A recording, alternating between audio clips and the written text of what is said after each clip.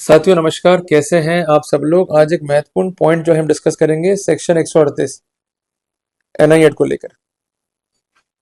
देखिए, कई बार कुछ कॉमन क्वेरीज जो है आपकी रहती है कि नोटिस का रिप्लाई करें या ना करें, कैसे डिफेंस को जो है सेट करें ताकि हम जो है प्रिजम्पशंस को रिब्यूट कर सकें, वर्कआउट कब से करना होगा, और इनसे जुड़ी कई क्वेरीज जो है आपकी रहती है। समस्त क्वेरी को अपन डील विद करेंगे स्टेप बाय स्टेप। अगर अब भी आप नहीं जागे और आपने चेक बाउंस केस को सीरियसली नहीं लिया तो वो दिन दूर नहीं when you will be convicted. और आप सब जानते हैं, कन्विक्शन हो गया और अगर अपील में गए तो आपको 20% फाइन अमाउंट का जमा कराना ही पड़ेगा। तो अपन कन्विक्ट क्यों हुए, क्लियर है। बेटर है कि we should do the workout in the case so that जो चांसेस हैं कन्विक्शन के उसको हम मिनिमाइज कर सकें। अभी तक ये देखा गया चेक केसेस में कुछ कोर्टों का तो बिल्कुल स्ट्रिक्ट व्यू है कि अगर चेक पर अक्यूज के साइन है तो हमें कुछ देखना ही नहीं है, हमें उसे कन्विक्ट करना ही करना है, क्योंकि वो प्रिजम्पशन जो है सेक्शन 118 और सेक्शन 139 एनआईएड का रिव्यू नहीं कर पाया। Sign on the cheque itself amount to admission of liability. पर क्या ये व्यू सही है कोर्ट का? ये भी जो है विचारणीय बिंदु है। तो हम एक एक पॉइंट को जो है पकड़ते हुए चलते हैं और कुछ इंपॉर्टेंट जानकारी भी मैं आपको देने वाला हूं जो कि बहुत प्रैक्टिकल है। साथियों, सबसे पहले आप एक चीज नोट कर लें, जो ये बातें मैं डिस्कस करूंगा उसका बेसिस क्या है। उसका बेसिस है judgment of honourable supreme court जो कि रिसेंट है, जिसका पिटिशन नंबर है 1755/2010। सरियाब बिज बनाम किशोर का एक जजमेंट है ऑनरेबल सुप्रीम कोर्ट का। उसमें क्या हुआ था कि अक्यूज को कन्विक्ट कर दिया ट्रायल कोर्ट ने, फिर कर दिया अपीलान कोर्ट ने, और फाइनली जो है अक्यूज को एक्विट कर दिया ऑनरेबल हाई कोर्ट ने। और मामला जो है सुप्रीम कोर्ट में गया और सुप्रीम कोर्ट में पुनः जो है आरोपी हार गया and finally he was convicted. तो ऐसी क्या गलतियां रही हैं डिफेंस से कि इतना सब कुछ हो जाने के बावजूद भी कन्विक्ट होना पड़ा? तो एक एक चीज को हम एग्जामिन जो है करते हुए चलेंगे। I will discuss the common silly mistake usually committed by you, और बताऊंगा वो रास्ते जिसके कॉन्टेक्स्ट में आप उन्हें अवॉइड भी कर सकते हैं। साथियों, जब इस केस में कन्विक्ट किया गया आरोपी को तो उसने 3 बिंदुओं पे अपना जो कंसेंट जजमेंट था एक्विटल का उसको चैलेंज किया। He submitted that the opportunity of being heard was not given to him. Order जो है एक्सपर्टी है। एंड अपार्ट फ्रॉम दैट, जो व्यू है हाईकोर्ट का कि मेरी फाइनेंशियल कैपेसिटी नहीं थी to give ₹6 lakh as loan, ये बिल्कुल गलत है। जो फाइंडिंग है वो परवर्स है और बगैर किसी आधार के। There is nothing on the record to show कि मेरी फाइनेंशियल कैपेसिटी 6 लाख रुपए देने की ना हो। उसका कहना यह है कि मैंने इस कॉन्टेक्स्ट में अपना एफिडेविट दिया और जो प्रॉपर्टीज हैं मेरे पास में और जो असेट है उसका मैंने ब्यौरा दिया, जिसके अंदर मैंने कहा कि I am having the financial capacity. अगर वो एफिडेविट के फैक्ट्स खंडित नहीं कर पाए आरोपी तो ये मेरा फॉल्ट नहीं है, ये फॉल्ट है आरोपी का। इसके अलावा जब कन्विक्ट किया गया था अक्यूज को बाय द ट्रायल कोर्ट, तो अक्यूज ने ये प्लीड किया कि उसके प्रति नरमी का रूप जो है रखा जाए, उसे प्रोबेशन का लाभ दिया जाए और ultimately he is willing to deposit the amount. तो ये स्टेटमेंट अपने आप में जो है पर्याप्त है to draw the adverse inference. एक बात ध्यान रखिएगा कि अगर आपको कन्विक्ट कर दिया है ट्रायल कोर्ट ने, सजा के बिंदु पे कोर्ट सुनता ही नहीं आपको। कोर्ट पूर्व में ही फैसला जो है लिख के ले आता है। क्लियर है। बहुत कम ऐसा होता है कि जैसा आपने कहा वैसा लिखो। जज क्या लिखते हैं ट्रायल कोर्ट के कि आपने कहा कि प्रथम अपराध है, घर में बूढ़े बाप आप है या आप अकेले जो है कमाने वाले हैं, तो प्रोबेशन का लाभ दिया जाए, प्लस अमाउंट जो है आरोपी जमा कराने को तैयार है। कई बार ये कोर्ट लिख डालता है अगर ऐसी फंडिंग आपके केस में है तुरंत जो है ऑब्जेक्शन फाइल कर दें, साथ में लगा दें एफिडेविट, और जब अपील करें तो इसको बना दें एनेक्शंस। अगर आपने आपत्ति नहीं करी तो बाद में आपत्ति दर्ज नहीं कर पाओगे। ये कॉमन मिस्टेक नंबर 1 है जो हम करते हैं, जिसका फायदा जो है परिवादी पक्ष को मिल जाता है, चाहे डायरेक्टली हो चाहे इनडायरेक्टली हो। तो ये मिस्टेक अपने को अवॉइड करनी है। दूसरी बात है रिगार्डिंग द फाइनेंशियल कैपेसिटी, आप कुछ चंद क्वेश्चन पूछते हो, जैसे कि आपने जो ये रुपए उधार दिए, ये कब दिए, कहाँ दिए, किसकी उपस्थिति में दिए, इसकी वो लिखा पढ़ी आपने करी या नहीं करी, सामान्य क्वेश्चन है। कुछ लड़ाइयां कोर्ट के बाहर भी होती है। कमियां ढूंढो परिवादी में और उस पर अटैक करो, और जो लोग एसोसिएट हैं परिवादी से, उनकी निकालो लीगल कमियां, उन पर अटैक करो। तभी जो है दबाव बनेगा, तभी स्थिति राजीनामे के लिए आएगी। अगर सिंपल तरीके से कोर्ट पर लड़ने पहुंच गए तो आप जीत नहीं पाओगे। We have to make out an arena outside the court. Clear है बात? तो इसलिए जब भी इशू आता है फाइनेंशियल कैपेसिटी को लेकर के, तो बेसिकली आपको बैलेंस शीट पे जोड़ देना है, जो टर्नओवर है उस फर्म को उस पर जोड़ देना है। इसके अलावा कंसर्न पैसों को इनकम टैक्स पे दिखाया गया या नहीं दिखाया गया, इस पर जोड़ देना है। और यहां तक भी बात है इस जजमेंट में कि अक्यूज चाहे तो तलब कर सकता है इनकम टैक्स ऑफिसर को भी। क्लियर है बात है? और आपको मैं एक बात याद दिलाना चाहता हूं, जो फैसला है ऑनरेबल सुप्रीम कोर्ट का, इसमें कहा गया है कि अगर ट्रांजेक्शन 2 लाख से ऊपर का है और वो अनअकाउंटेड है, तो ऐसे सिनेरियो में ड्यूटी ऑफ कोर्ट है to report the matter to the concern ITO, ताकि आईटीओ जांच करके कोर्ट को अपना रिपोर्ट सौंप सके। पर अगर आपका ये कहना है कि सिर्फ ट्रांजेक्शन 2 लाख से ऊपर है या 20,000 से ऊपर है, अनअकाउंटेड है, इस पॉइंट पे जो है बरी कर दो, कोर्ट ने मना कर दिया, इस पॉइंट पे जो है आपको फायदा नहीं मिलने वाला है। तो इसका मतलब ये तो नहीं कि समस्त रास्ते डिफेंस के बंद हो गए। जब एक दरवाजा बंद होता है तो कई दरवाजे जो है कोर्ट खोलता है डिफेंस के लिए। इस केस में ऐसे ही हुआ है, इसलिए आप एक एक चीज को जो है नोट डाउन करते हुए चलो। तो ये 3 पॉइंट थे रिकॉर्ड के ऊपर जो कि रेस करें परिवादी। साथियों, जो कॉन्टेंशन थे अक्यूज के, वो क्या थे कि जो परिवादी है उसकी ऑलरेडी इनकम है फ्रॉम द सैलरी, जो मात्र है 2300 रुपए प्रति महीना। उसका परिवार भी है, उसकी फाइनेंशियल कैपेसिटी भी नहीं है। तो ऐसे सिनेरियो में ये 6 लाख रुपए लाया कहां से? क्लियर है बात? और इसके अलावा एक बात ध्यान रखिएगा कि कोर्ट ने स्पष्ट किया है कि अक्यूज को रेस करना है प्रोबेबल डिफेंस,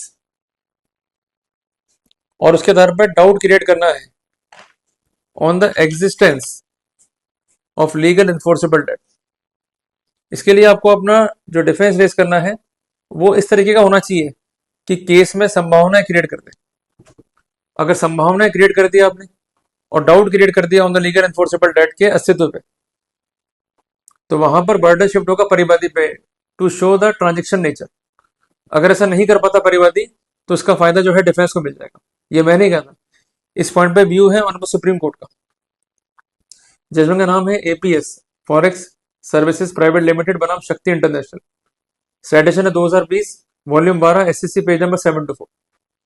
अब आपके माइंड में कंफ्यूजन आ रहा होगा, एक तरफ कोर्ट ये कहता है कि अगर ट्रांजेक्शन 2 लाख से ऊपर का है तो ये इनलीगल है, मैटर रिपोर्ट करो आईटीओ को, आईटीओ जो है जांच करेगा, कोर्ट को रिपोर्ट सौंपेगा।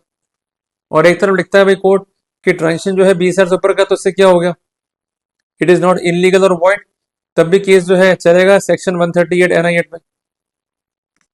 और एक तरफ बात ये भी आ रही है कि अक्यूज ने रेस कर दिया प्रोबेबल डिफेंस और चैलेंज कर दिया फाइनेंशियल कैपेसिटी ऑफ कंप्लेनेंट को, और अल्टीमेटली वो सक्सीड भी हो जाता है, तो बर्डन शिफ्ट होता है परिवादी पे। ऐसे सिनेरियो में उसको जो है प्रूव करना पड़ेगा कि in actual the transaction has been taken place. अगर वो ऐसा नहीं कर पाता है तो केस जो है फेलियर हो जाएगा। जब 3 व्यू है हमारे सामने, तो हम क्या करें, किस तरीके से इसको अप्लाई करें केस के अंदर? एक बात ध्यान रखिएगा कि जब भी आपको आता है चेक बाउंस का नोटिस, 70% लोग जो है इसका रिप्लाई नहीं करते हैं। रिप्लाई जरूर करो। अगर रिप्लाई नहीं करोगे तो आपका डिफेंस प्रोबेबल डिफेंस की कैटेगरी में नहीं आएगा, ultimately it will be in category of after thought defence. ये मैं नहीं कहता, इस फैसले में लिखा गया कि अगर नोटिस का रिप्लाई नहीं कर रहे हो तो आपका डिफेंस माना जाएगा आफ्टर थॉट डिफेंस। और यहाँ पर 2 इंपॉर्टेंट जजमेंट है सुप्रीम कोर्ट के, एक तो है 2022 वॉल्यूम 6 एससीसी पेज नंबर 735, दूसरा है 2002 वॉल्यूम 1 एससीसी पेज नंबर 234, जिसमें साफ कहा गया है कि रिप्लाई करो, otherwise be ready to face the adverse inference. किधर है बात है? दूसरी बात यह है कि फनी डिफेंस लेने से बचो। इस केस में क्या था फनी डिफेंस, कि मैंने कंप्लेनेंट को जो है ब्लैंक चेक दिया है और ये चेक जो है साइंड है, और इसने क्या किया, वो चेक लिया था मुझसे ताकि वो बैंक से जो है लोन ले सके। अब जरा सोचो कि अगर आप किसी को ब्लैंक चेक दे रहे हो, वो साइंड चेक है, तो क्या उसके बेसिस पे किसी को लोन मिल जाएगा? खुद सोचो आप। तो यही डिफेंस आप बनाते हो कोर्ट में जाके, और क्या करते हो? Basically it is called a funny defence. इसको अवॉइड करो। आपको लॉ पॉइंट पर भी लड़ना पड़ेगा और फैक्चुअल पॉइंट पर भी लड़ना पड़ेगा। तो आपको डिफेंस कैसा रेडी करना है? विच मस्ट बी रीजनेबल, जो कि लॉजिकल हो और सामान्य प्रज्ञा का इंसान उसको एक्सेप्ट कर सके। क्लियर बात है? अब एक एग्जांपल लेते हैं अपन। ए ने बी को चेक दिया, ये चेक ब्लैंक है और सिक्योरिटी पेड है। क्लियर बात है? तो ए को क्या करना चाहिए? There must be an agreement, जहां पर उल्लेख होना चाहिए कि चेक जो है ब्लैंक है और सिक्योरिटी पेड है। ट्रांजेक्शन को भी शो करना चाहिए उस एग्रीमेंट में, और जो कंसेंट चेक है उसके पीछे लिखना चाहिए सिक्योरिटी चेक। क्लियर है? जिसका बेनिफिट क्या मिलेगा? कई बार ऐसा होता है कि बी जो है वो फैक्ट छुपा लेता है अपने एडवोकेट से कि देयर वाज एन एग्रीमेंट जिसमें ये सारे स्पेसिफिकेशंस हैं, और अगर एडवोकेट साहब ने इन सब बातों को अवॉइड करते हुए केस को ड्रॉ कर दिया, तो अल्टीमेटली जो ये डॉक्यूमेंट है ये है primary evidence. This will create a doubt on the existence of legal enforceable debt. तो वहां पर इसका फायदा किसको मिलेगा? कंसर्न आरोपी को। तो ये मोटी मोटी बातें हैं जिस पर आपको समझ के चलना है। आपको दिशा दी है ऑनरेबल सुप्रीम कोर्ट ने कि आप अटैक करो, पर किस पे? लीगल इन्फोर्सेबल डेट के अस्तित्व पे। You must raise a doubt on the existence of legal enforceable debt, जो आप करते नहीं। क्लियर है बात है? तो इसलिए अगर आपके दिमाग में सोच है कि ट्रांजेक्शन अगर 20,000 से ऊपर है और वो कैश में है, हम लोग बच गए। साथियों, साफ कह दिया है ऑनरेबल सुप्रीम कोर्ट ने, ये भले ही वॉलेशन है सेक्शन 271 डी आईटी एक्ट का, बट किसी भी रूप में it will not make transaction illegal और वॉइड। जैसे कि मैंने शुरू में कहा था आपसे कि एक दरवाजा बंद हो गया है, दूसरा साथ साथ खुल गया है। क्या बेनिफिट मिला आपको? कि अगर इस तरह की स्थितियां फाइल पे आ रही है, you may ask the accused to explain the incrimination, कि उसने ऐसा क्यों किया। अगर वो ऐसा नहीं कर पा रहा, make a complaint to the income tax authority कि 271 डी का तो उल्लंघन हुआ ही है इस केस में। At least the proceedings has to be initiated against the complainant. Clear है बात? इसके अलावा जब भी आप लोग केस को लड़ते हो, आप जो कंसर्न कंप्लेंट है उसका जवाब रेडी करो। जवाब रेडी करोगे, दो फायदे हैं। सबसे पहली बात, आपने अपना प्रोबेबल डिफेंस जो है इंसर्ट कर दिया। दूसरी बात, कई बार पॉसिबिलिटी होती है कि कोर्ट जो है आपका इंटरिम मुआवजा जो है बांध देता है 143A NI एक्ट में। तो अगर आपका डिफेंस स्ट्रांग है और सारा का सारा मटेरियल जो है आपने कवर कर रखा है, तो वहां पर ऑर्डर भी रिफ्यूज होने की स्थिति बढ़ जाती है। इसलिए महत्वपूर्ण बातें हैं जिस पर विशेष ध्यान देना होगा। सिर्फ कह देने मात्र से जो कंसेंट प्रिजम्पशन है वो रिब्यूट नहीं होगा। अगर चेक का मिसयूज हुआ है, देयर मस्ट बी FIR और अ क्रिमिनल कंप्लेंट, जो आप करते नहीं। इसके अलावा कई बार ये होता है आपका फैक्ट कि हमने जो है पैसे लिए थे वो चुका दिए हमने, पर इसको शो करने के लिए जो एविडेंसेस रिकॉर्ड में आने चाहिए वो रिकॉर्ड पर पेश करते नहीं हो। आप लोग क्या करते हो? लिखित बेंच से पेश करते हो, तभी एविडेंसेस पेश करते हो। ध्यान रखना, अगर डॉक्यूमेंट पे एग्जिबिट नहीं है, उसको रीड नहीं किया जाएगा एज पर एविडेंस। और इसके अलावा अगर एग्जिबिट है और वो डिनाई कर रहा है परिवादी की नहीं साहब ये डॉक्यूमेंट नहीं बना, तो बर्डन फिर आपके ऊपर है, क्योंकि स्पेसिफिक थिंग्स को प्रूव करने का बर्डन हमेशा ही अक्यूज पर होता है। ये बात जो है विशेष आपको ध्यान रखनी है। अगर आप ऐसा नहीं करोगे, प्रिजम्पशन रिब्यूट नहीं होगा, आपको सजा हो जाएगी। इस पॉइंट पे जजमेंट है ऑनरेबल सुप्रीम कोर्ट का बीर सिंह बनाम मुकेश कुमार का। साइटेशन है 2019 वॉल्यूम 4 SCC पेज नंबर 197, जो काफी इंपॉर्टेंट है। तो इसलिए हमको चार बातें दिमाग में सेट कर लेनी है। चार बातें क्या है? कि अगर कंसेंट चेक का मामला है, ट्रांजेक्शन 20,000 रुपए से ऊपर है और कैश में है, और हमारा ये डिफेंस है कि इट इज इलीगल ट्रांजेक्शन, तो ये डिफेंस मत लेना, बेकार डिफेंस है आज के टाइम पे, क्योंकि सुप्रीम कोर्ट ने मना कर दिया है ये डिफेंस नहीं चलेगा। आपको क्या करना है, चैलेंज करना है फाइनेंशियल कैपेसिटी को, बट उसके लिए जो कंसर्न लीगल इन्फोर्सेबल डेट है उस पर क्लॉग रेस करना है, आपको डिटेल जीरा करनी होगी। और आपको अगर चैलेंज करना है फाइनेंशियल कैपेसिटी को, कोर्ट ने लिखा है अपने फैसले में, even you can examine the independent witness.